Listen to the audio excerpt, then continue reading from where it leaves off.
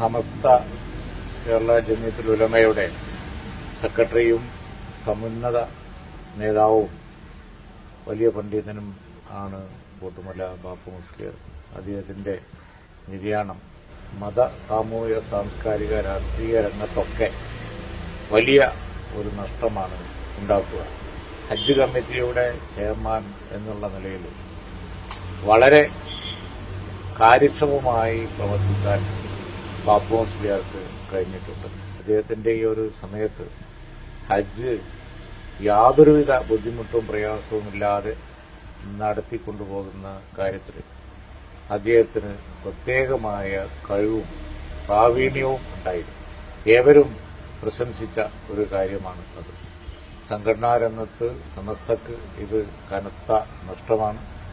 അതുപോലെ തന്നെ മത, സാമൂഹിക, രാഷ്ട്രീയ രംഗങ്ങളിലൊക്കെ അദ്ദേഹം നിറഞ്ഞു നിന്ന് പ്രവർത്തിച്ചു. മുസ്ലിം ലീഗിനെ സംബന്ധിച്ചിടത്തോളം അതിന്റെ കൂടി നല്ല അനുഭാവിയും അതുപോലെ തന്നെ അതിന്റെ എല്ലാ രംഗങ്ങളിലും അദ്ദേഹത്തിന്റെ സേവനം ലഭ്യമായിരുന്നു.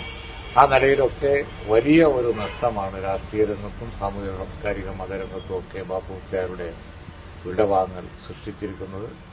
ഏറെ പ്രായാധിക്യം ഒന്നുമില്ലായിരുന്നു, നിറഞ്ഞു പ്രവർത്തിക്കുന്നതിനിടയിലാണ് പെട്ടെന്നുള്ള ഈ മരണം സംഭവിച്ചിരിക്കുന്നത്.